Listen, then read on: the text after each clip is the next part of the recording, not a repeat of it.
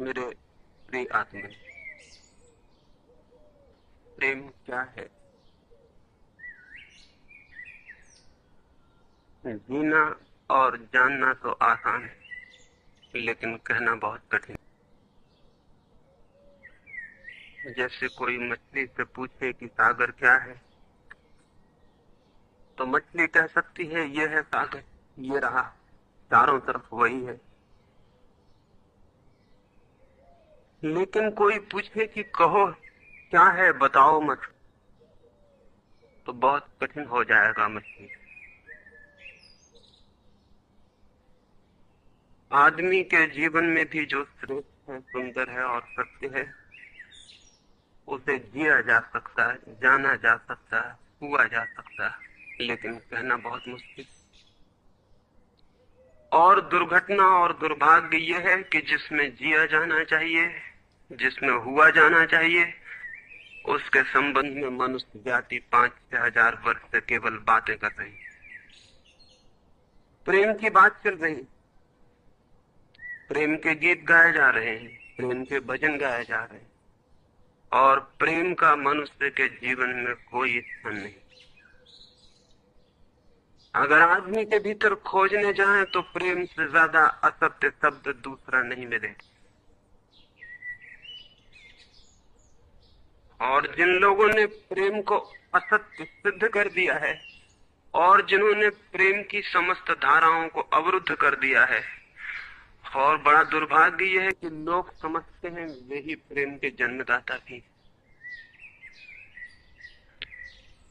धर्म प्रेम की बातें करता है, लेकिन आज तक जिस प्रकार का धर्म मनुष्य जाति के ऊपर दुर्भाग्य की भांति छाया हुआ है, उस धर्म ने ही मनुष्य के जीवन से प्रेम के सारे द्वार बंद कर दिए।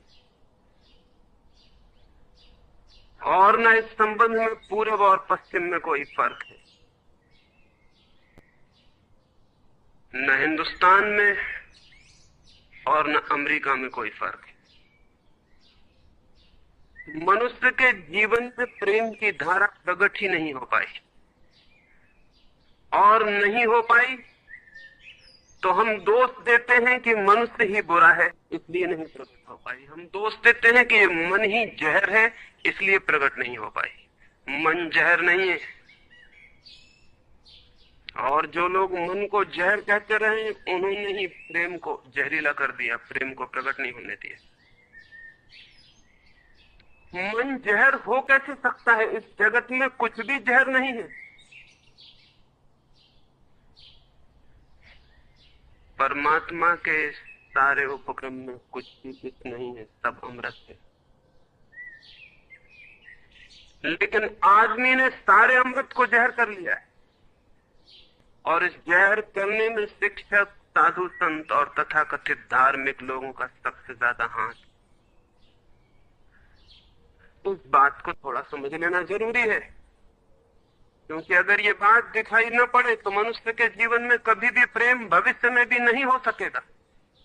क्योंकि जिन कारणों से प्रेम नहीं पैदा हो सका है, उन्हीं कारणों को हम प्रेम प्रकट करने के आधार और कारण बना रहे हैं। हालतें ऐसी हैं कि गलत सिद्धांतों को अगर हजारों वर्ष तक दोहराया जाए तो फिर हम ये भूल ही जाते हैं कि सिद्धांत गलत हैं, और दिखाई पड़ने लगता है कि आदमी गलत है, क्योंकि उन सिद्धांतों को पूरा नहीं कर पा रहा है। मैंने सुना है एक सम्राट के महल के नीचे से एक पंखा बेचने वाला गुजरता था और जोर से चिल्ला रहा था कि अनूठे और अद्भुत पंखे मैंने निर्मित किए। ऐसे पंखे कभी भी नहीं बनाए गए, ये पंखे कभी देखे भी नहीं गए हैं। सम्राट ने खिड़की से झांक के देखा कि कौन है जो अनूठे पंखे ले आए। सम्राट के पास सब तरह के पंखे थे, दुनिया के कोने कोने में जो मिल सकते थे। और नीचे देखा, गलियारे में खड़ा हुआ एक आदमी, साधारण 2-2 पैसे के पंखे होंगे, और चिल्ला रहा है कि अनूठे, अद्वितीय। उस आदमी को ऊपर बुलाया और पूछा कि इन पंखों में क्या खूबी है, दाम क्या है इन पंखों के? उस पंखे वाले ने कहा कि महाराज, दाम ज्यादा नहीं है, पंखे को देखते हुए दाम बहुत कम है, सिर्फ 100 रुपए का पंखा है। सम्राट ने कहा 100 रुपए? ये 2 पैसे का पंखा जो बाजार में जगह जगह मिलता है, 100 रुपए दाम, क्या है इसकी खूबी? उस आदमी ने कहा खूबी ये पंखा 100 वर्ष चलता है, 100 वर्ष के लिए गारंटी है, 100 वर्ष से कम में खराब नहीं होता है। सम्राट ने कहा इसको देख के तो ऐसा लगता है कि सप्ताह भी चल जाए, पूरा तो मुश्किल। धोखा देने की कोशिश कर रहे हो, सरासर बेईमानी, और वो भी सम्राट के सामने। उस आदमी ने कहा आप मुझे भली भांति जानते हैं, इसी गलिहारे में रोज पंखे बेचता हूं, 100 रुपए दाम है इसके, और अगर 100 वर्ष न चले तो जिम्मेदार मैं हूं, रोज तो नीचे मौजूद होता हूं, और फिर आप सम्राट हैं, आपको धोखा देके जाऊंगा कहां। वो पंखा खरीद लिया गया। सम्राट को विश्वास तो न था, लेकिन आश्चर्य भी था कि यह आदमी सरासर झूठ बोल रहा है, किस बल पर बोल रहा है। पंखा 100 रुपए में खरीद लिया गया और उससे कहा कि 7वें दिन तुम उपस्थित हो जाए। 2-4 दिन में ही पंखे की डंडी बाहर निकल गई, 7वें दिन तो वो बिल्कुल मुर्दा हो गए। लेकिन सम्राट ने सोचा कि शायद पंखे वाला आएगा नहीं, लेकिन ठीक समय पर 7वें दिन वो पंखे वाला हाजिर हो गया। उसने कहा कहो महाराज। उन्होंने कहा कहना नहीं है, ये पंखा पड़ा हुआ है टूटा हुआ, ये 7 दिन में ये गति हो गई, तुम कहते 100 वर्ष चलेगा। पागल हो या धोखेबाज क्या हो। उस आदमी ने कहा कि मालूम होता है आपको पंखा झलना नहीं आता है, पंखा तो 100 वर्ष चलता ही, पंखा तो गारंटीड है, आप पंखा झलते कैसे थे। सम्राट ने कहा और भी सुनो, अब मुझे ये भी सीखना पड़ेगा कि पंखा कैसे किया जाता। उस आदमी ने कहा कृपा करके बताइए कि पंखे की गति 7 दिन में ऐसी कैसे बना दी आपने, किस भांति पंखा किया। सम्राट ने पंखा उठा के करके दिखाया कि इस भांति मैंने पंखा किया है। उस आदमी ने कहा समझ गया, भूल, इस तरह पंखा नहीं किया जाता। सम्राट ने कहा और क्या रास्ता है पंखा जलने का। उस आदमी ने कहा पंखा पकड़िए सामने और सिर को हिलाइए, पंखा 100 वर्ष चलेगा, आप समाप्त हो जाएंगे लेकिन पंखा बचेगा। पंखा गलत नहीं है, आपके जलने का ढंग गलत है। यह आदमी पैदा हुआ है 5-6 हजार या 10,000 वर्ष की संस्कृति का, यह आदमी फल है, लेकिन संस्कृति गलत नहीं है, यह आदमी गलत है। आदमी मरता जा रहा है रोज, और संस्कृति की दुहाई चलती चली जाती है कि महान संस्कृति, महान धर्म, महान सब कुछ, और उसका ये फल है, आदमी उसी संस्कृति से गुजरा है और ये परिणाम है उसका। लेकिन नहीं, आदमी गलत है और आदमी को बदलना चाहिए अपने को। और कोई कहने की हिम्मत नहीं उठाता कि कहीं ऐसा तो नहीं है कि 10,000 वर्षों में जो संस्कृति और धर्म आदमी को प्रेम से नहीं भर पाए, वो संस्कृति और धर्म गलत हो। और अगर 10,000 वर्षों में आदमी प्रेम से नहीं भर पाया तो आगे कोई संभावना है इसी धर्म और इसी संस्कृति के आधार पर कि आदमी कभी प्रेम से भर जाए। 10,000 वर्षों में जो नहीं हो पाया वो आगे भी 10,000 वर्षों में होने वाला नहीं है, क्योंकि आदमी यही है, कल भी यही होगा। आदमी हमेशा से यही है और हमेशा यही होगा। और संस्कृति और धर्म जिनके हम नारे दिए चले जाते हैं, संतों और महात्माओं की जिनकी दुहाइयां दिए चले जाते हैं, सोचने के लिए हम तैयार नहीं कि कहीं हमारा बुनियादी चिंतन की दिशा ही तो गलत नहीं है। मैं कहना चाहता हूं कि वो गलत है, और गलत सबूत है ये आदमी। और क्या सबूत होता है? एक बीज को हम बोएं और फल जहरीले और कड़वे हों, तो क्या सब सिद्ध होता है? सिद्ध होता है कि वो बीज जहरीला और कड़वा रहा होगा।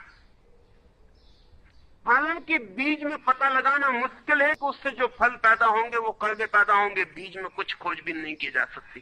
बीज को तोड़ो फोड़ो, कोई पता नहीं चल सकता कि इससे जो फल पैदा होंगे वो कड़वे होंगे। बीज को वो 100 वर्ष लग जाएंगे, वृक्ष होगा, बड़ा होगा, आकाश में फैलेगा, तब फल आएंगे और तब पता चलेगा कि वे कड़वे। 10,000 वर्ष में संस्कृति और धर्म के जो बीज बोए गए हैं, ये आदमी उसका फल है और ये कड़वा है और घृणा से भरा हुआ है। लेकिन उसी की दुहाई दिए चले जाते हैं हम और सोचते हैं उससे प्रेम हो जाए। मैं आपसे कहना चाहता हूं उससे प्रेम नहीं हो सकता है, क्योंकि प्रेम के पैदा होने की जो बुनियादी संभावना है, धर्मों ने उसकी ही हत्या कर दी है और उसमें ही जहर घोल दिया है। मनुष्य से भी ज्यादा प्रेम पशुओं और पक्षियों में और पौधों में दिखाई पड़ता है, जिनके पास न कोई संस्कृति है न कोई धर्म है। संस्कृत और सुसंस्कृत और सभ्य मनुष्यों की बजाय असभ्य और जंगल के आदमी में ज्यादा प्रेम दिखाई पड़ता है, जिसके पास न कोई विकसित धर्म है, न कोई सभ्यता है, न कोई संस्कृति है। जितना आदमी सभ्य सुसंस्कृत और तथाकथित धर्मों के प्रभाव में मंदिरों और चर्चों में प्रार्थना करने लगता, उतना ही प्रेम से शून्य क्यों होता चला जाता? जरूर कुछ कारण, और दो कारणों पर मैं विचार करना चाहता हूं। अगर वे ख्याल में आ जाएं तो प्रेम के अवरुद्ध स्रोत टूट सकते हैं और प्रेम की गंगा बह सकती है। वो हर आदमी के भीतर है, उसे कहीं से लाना नहीं है। प्रेम कोई ऐसी बात नहीं है कि कहीं खोजने जाना है उसे, वो है, वो प्राणों की प्यास है हर एक के भीतर, वो प्राणों की सुगंध है प्रत्येक के भीतर, लेकिन चारों तरफ से परकोटा है उसमें और वो प्रकट नहीं हो पाती। सब तरफ पत्थर की दीवार है और वो झरने नहीं फूट पाते। तो प्रेम की खोज और प्रेम की साधना कोई पॉजिटिव, कोई विधायक खोज और साधना नहीं है कि हम जाएं और कहीं प्रेम सीख लें। एक मूर्तिकार एक पत्थर को तोड़ रहा था, कोई देखने गया था कि मूर्ति कैसे बनाई जाती। उसने देखा कि मूर्ति तो बिल्कुल नहीं बनाई जा रही, सिर्फ छेनी और हथौड़े से पत्थर तोड़ा जा रहा है। तो उस आदमी ने पूछा कि आप क्या कर रहे हैं, मूर्ति नहीं बनाएंगे? मैं तो मूर्ति का बनना देखने आया हूं, आप तो सिर्फ पत्थर तोड़ रहे हैं। उस मूर्तिकार ने कहा कि मूर्ति तो पत्थर के भीतर छिपी है, उसे बनाने की जरूरत नहीं, सिर्फ उसके ऊपर जो व्यर्थ पत्थर जुड़ा है उसे अलग कर देने की जरूरत है और मूर्ति प्रकट हो जाए। मूर्ति बनाई नहीं जाती, मूर्ति सिर्फ आविष्कृत होती है, डिस्कवर होती है, अनावृत होती है, उगाड़ी जाती है। मनुष्य के भीतर प्रेम छिपा है, सिर्फ उगाड़ने की बात है, उसे पैदा करने का सवाल नहीं, अनावृत करने की बात है। कुछ है जो हमने ऊपर से ओढ़ा हुआ है, जो उसे प्रकट नहीं होने देता। एक चिकित्सक से जाके आप पूछें कि स्वास्थ्य क्या है, और दुनिया का कोई चिकित्सक नहीं बता सकता कि स्वास्थ्य क्या है। बड़े आश्चर्य की बात है, स्वास्थ्य पर ही तो सारा चिकित्सा शास्त्र खड़ा है, सारी मेडिकल साइंस खड़ी है, और कोई नहीं बता सकता कि स्वास्थ्य क्या है। लेकिन चिकित्सक से पूछें कि स्वास्थ्य क्या है, तो वो कहेगा बीमारियों के बाबत हम बता सकते हैं कि बीमारियां क्या हैं, उनके लक्षण हमें पता है, एक एक बीमारी का अलग अलग परिभाषा हमें पता है। स्वास्थ्य का हमें कोई भी पता नहीं। इतना हम कह सकते हैं कि जब कोई बीमारी नहीं होती तो जो होता है वो स्वास्थ्य है। स्वास्थ्य तो मनुष्य के भीतर छिपा है, इसलिए मनुष्य की परिभाषा के बाहर है।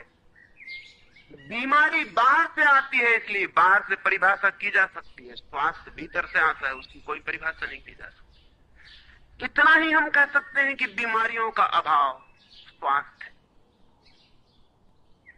लेकिन ये स्वास्थ्य की कहां परिभाषा हुई? स्वास्थ्य के संबंध में तो हमने कुछ भी ना कहा कि बीमारियां नहीं है, तो बीमारियों के संबंध में कहा। सच यह है कि स्वास्थ्य पैदा नहीं करना होता, या तो छिप जाता है बीमारियों में, या बीमारियां हट जाती हैं तो प्रकट हो जाता है। स्वास्थ्य हम में है, स्वास्थ्य हमारा स्वभाव है। प्रेम हम में है, प्रेम हमारा स्वभाव है। इसलिए ये बात गलत है कि मनुष्य को समझाया जाए कि तुम प्रेम पैदा करो। सोचना यह है कि प्रेम पैदा क्यों नहीं हो पा रहा है, बाधा क्या है, अड़चन क्या है, कहां रुकावट डाल दी गई। अगर कोई भी रुकावट ना हो तो प्रेम प्रकट होगा ही, उसे सिखाने की और समझाने की कोई भी जरूरत नहीं है। अगर मनुष्य के ऊपर गलत संस्कृति और गलत संस्कार की धाराएं और बाधाएं न हो तो हर आदमी प्रेम को उपलब्ध होगा ही, ये अनिवार्यता है। प्रेम से कोई बच ही नहीं सकता, प्रेम स्वभाव है। गंगा बहती है हिमालय से, बहेगी गंगा, उसके प्राण है, उसके पास जल है, वो बहेगी और सागर को खोज ही लेगी। न किसी पुलिस वाले से पूछेगी, न किसी पुरोहित से पूछेगी कि सागर कहाँ है। देखा किसी गंगा को चौरस्ते पर खड़े होकर पूछते कि सागर कहाँ है? उसके प्राणों में है छिपी सागर की खोज और ऊर्जा है, तो पहाड़ तोड़ेगी, मैदान तोड़ेगी और पहुंच जाएगी सागर तक। सागर कितने ही दूर हो, कितना ही छिपा हो, खोज ही लेगी। और कोई रास्ता नहीं है, कोई गाइड बुक नहीं है कि जिससे पता लगा ले कि कहां से जाना है, लेकिन पहुंच जाती है।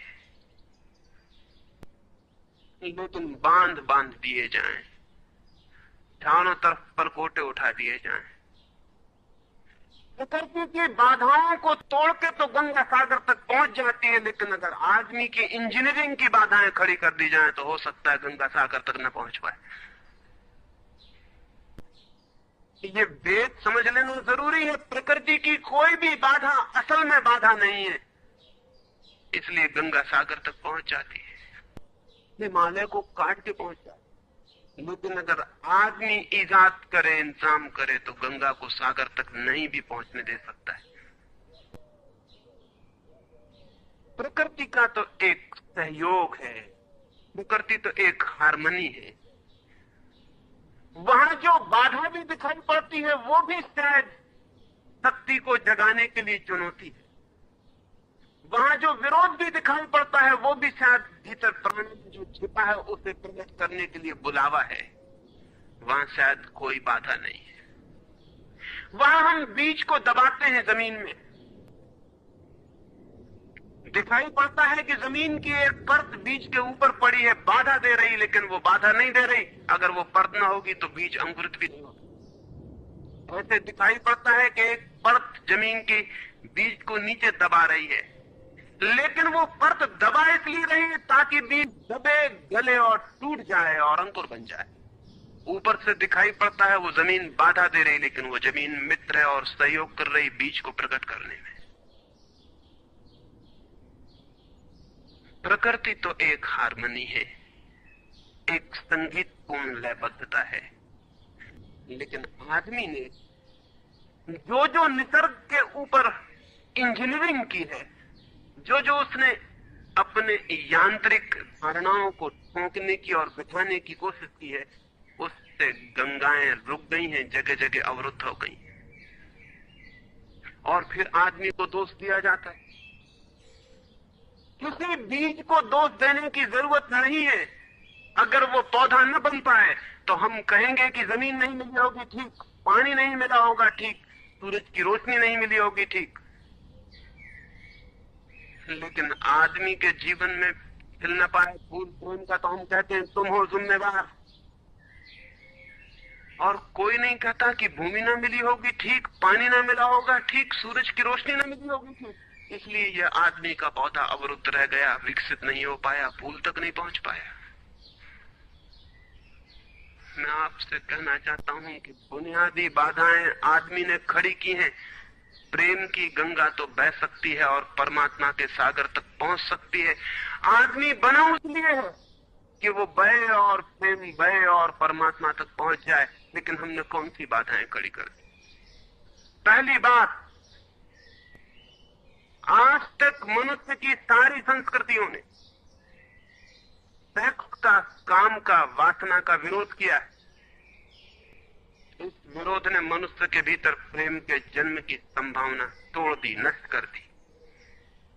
इस निषेध ने, क्योंकि सच्चाई यह है कि प्रेम की सारी यात्रा का प्राथमिक बिंदु काम है, सेक्स है। प्रेम की यात्रा का जन्म गंगोत्री, जहां से गंगा पैदा होगी प्रेम की, वो सेक्स है, वो काम है। और उसके सब दुश्मन है, सारी संस्कृतियां और सारे धर्म और सारे गुरु और सारे महात्मा। तो गंगोत्री पर ही चोट कर दी, वहीं रोक दिया। पाप है काम, अधम है काम, जहर है काम।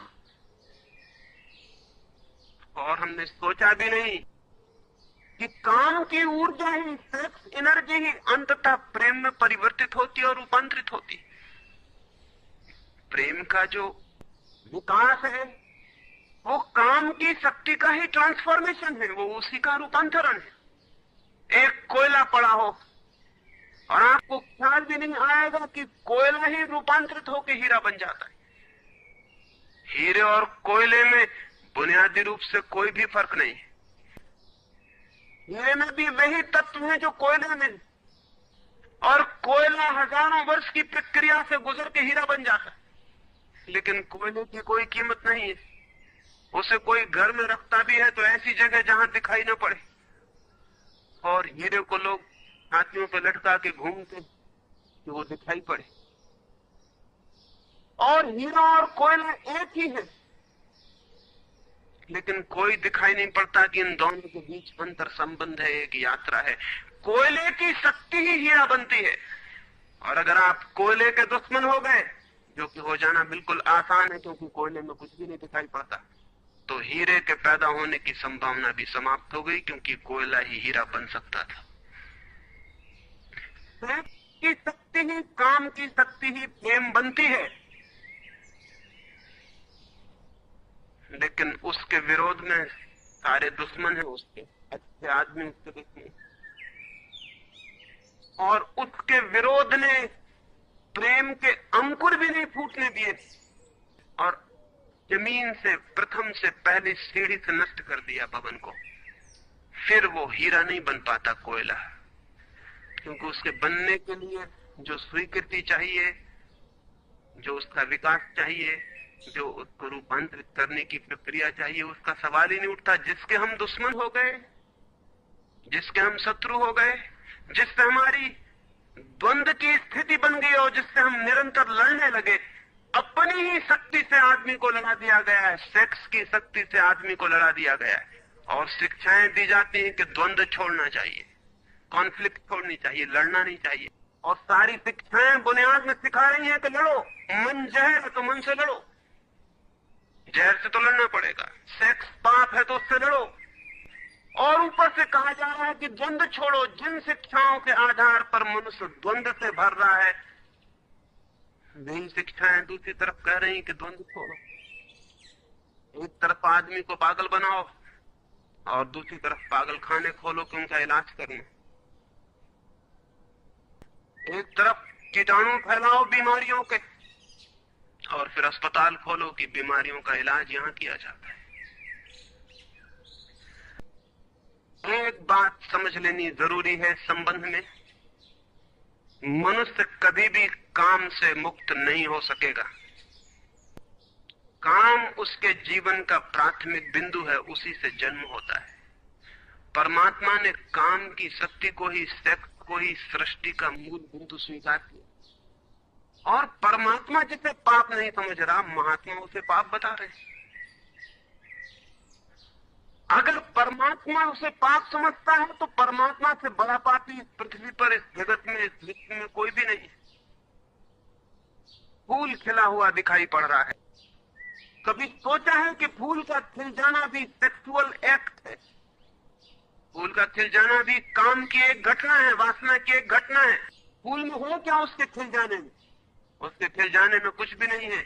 वे बिंदु हैं, पराग के, वीरी के कण हैं, जिन्हें तितलियां उड़ा के दूसरे फूलों पे ले जाएंगी और नया जन्म देंगी। एक मोर नाच रहा है और कवि गीत गा रहे हैं, और संत भी देख के प्रसन्न होंगे, लेकिन उन्हें ख्याल नहीं कि नृत्य एक सेक्सुअल एक्ट। मोर पुकार रहा है अपनी प्रेयसी को या अपने प्रेमी को, वो नृत्य किसी को रिझाने के लिए।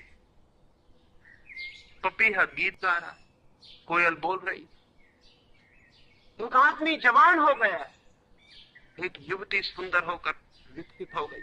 वो सब सेक्सुअल एनर्जी की अभिव्यक्तियां, वो सब का सब काम का ही रूपांतरण, वो सब का सब काम की ही अभिव्यक्ति, काम की ही अभिव्यंजना है।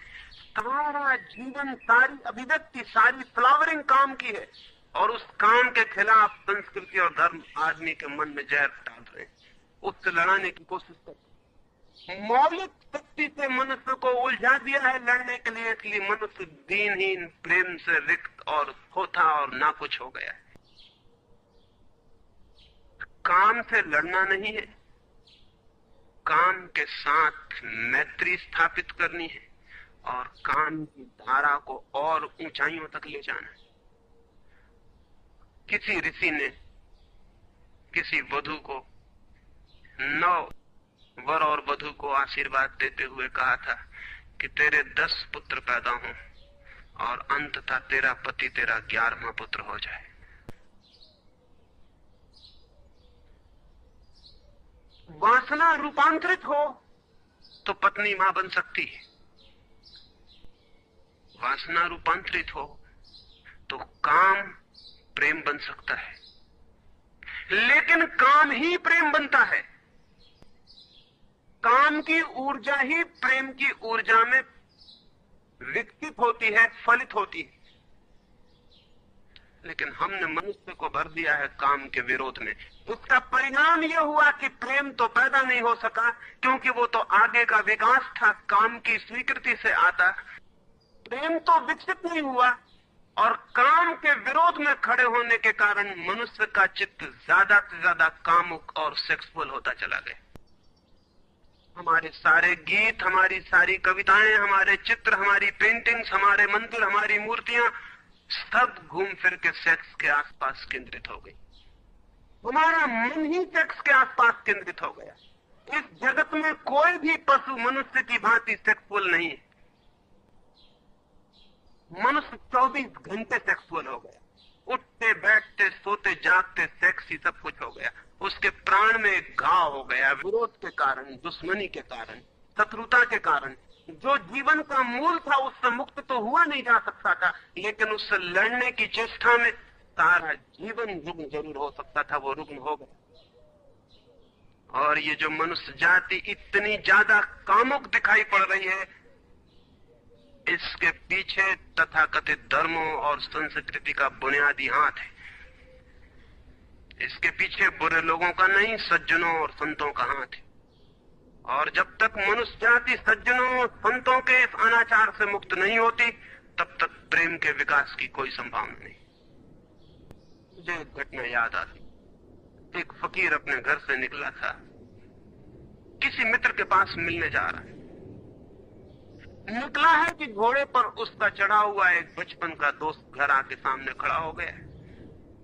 उसने कहा कि दोस्त तुम घर पे रुको, वर्षों से प्रतीक्षा करता था कि तुम आओगे तो बैठेंगे और बात करेंगे, और दुर्भाग्य कि मुझे किसी मित्र से मिलने जाना है, मैं वचन दे चुका हूं तो मैं वहां जाऊंगा, घंटे भर में जल्दी से जल्दी लौट आऊंगा, तब तक तुम विश्राम करो। उसके मित्र ने कहा कि मुझे तो चैन नहीं है, अच्छा होगा कि मैं तुम्हारे साथ ही चला चलूं। लेकिन उसने कहा कि मेरे कपड़े सब गंदे हो गए धूल से रास्ते की, अगर तुम्हारे पास कुछ अच्छा कपड़ा हो तो मुझे दे दो, तो मैं डाल लूं और साथ हो जाऊं। निश्चित था उस फकीर के पास किसी सम्राट ने उसे एक बहुमूल्य कोट, एक पगड़ी और धोती भेंट की थी। उसने संभाल के रखी थी, कभी जरूरत पड़ेगी तो पहनूंगा। वो जरूरत नहीं आई थी, निकाल के ले आया। खुशी में मित्र ने जब पहन ली तब उसे थोड़ी ईर्ष्या पैदा हुई। मित्र ने पहन के तो मित्र सम्राट मालूम होने लगा। बहुमूल्य कोट था, पगड़ी थी, धोती, शानदार जूते थे, और उसके सामने वो फकीर बिल्कुल ही नौकर चाकर दीनहीन दिखाई पड़ने लगा। उसने सोचा है तो बड़ा मुश्किल हुआ, तो बड़ा जिनके घर में ले जाऊंगा ध्यान इस पर जाएगा, मुझ पर किसी का भी ध्यान जाएगा नहीं। अपने ही कपड़े, और आज अपने ही कपड़ों के कारण मैं दीनहीन हो जाऊंगा। लेकिन बार बार मन को समझाया कि मैं फकीर हूं, आत्मा परमात्मा की बात करने वाला, क्या रखा है कोट में पगड़ी में, छोड़ो, पहने रहने तो कितना फर्क पड़ता है। लेकिन जितना समझाने की कोशिश की कि कोट पगड़ी में क्या रखा है, कोट पगड़ी ही उसके मन में घूमने लगी। मित्र दूसरी बात करने लगा, लेकिन वो भीतर तो, ऊपर तो कुछ और दूसरी बातें कर रहा है, लेकिन वहां उसका मन नहीं है। भीतर उसे बस कोट और पगड़ी। रास्ते पर जो भी आदमी देखता है उसको कोई भी नहीं देखता, मित्र की तरफ सबकी आंखें जाती है। वो बड़ा मुश्किल में